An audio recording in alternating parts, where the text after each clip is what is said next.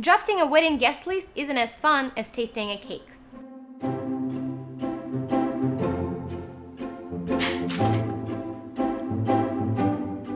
You and your fiancé will face some difficulties when selecting who to invite because of various reasons. Honey! You know the money is tight and we can only invite 1,000 people, so I don't think we can invite your mom. Then, after you figure all this out, your guests won't RSVP until the very last minute, like they need some kind of special invitation.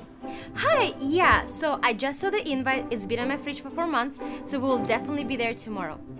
If your guest count increases last minute, you will have to pull the money out of your honeymoon fund.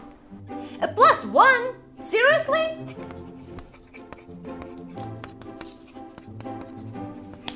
Bae, the honeymoon just went from Maui to Minnesota. I get how frustrating it is. A lot of times, many guests will RSVP and only half shows up. We had a beautiful backyard wedding for 75 and only 35 came. Seriously? Dear wedding guests, if the couple decided to share this important day with you, the least you can do is let them know if you can make it or not. You have 3-4 months. What do the bride and groom need to do to get you to answer? A flight ticket would be nice. Just kidding, just kidding. But seriously, I can't afford to go and I don't want to admit it. So I'd rather blame it on my boss who won't approve the vacation. All jokes aside, I understand that the guest count can be a pain. Few simple recommendations. Only invite the guests that you actually want to see at your wedding. Expect your guest count to drop about 20%, but do allow your guests to bring a +1. A +1?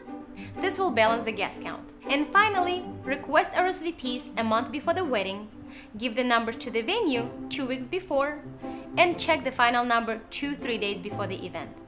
Good luck with your wedding. I am Vegas Weddings Planner. Till next time.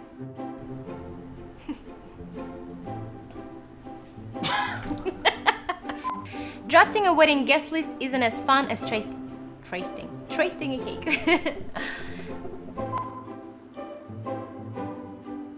Okay.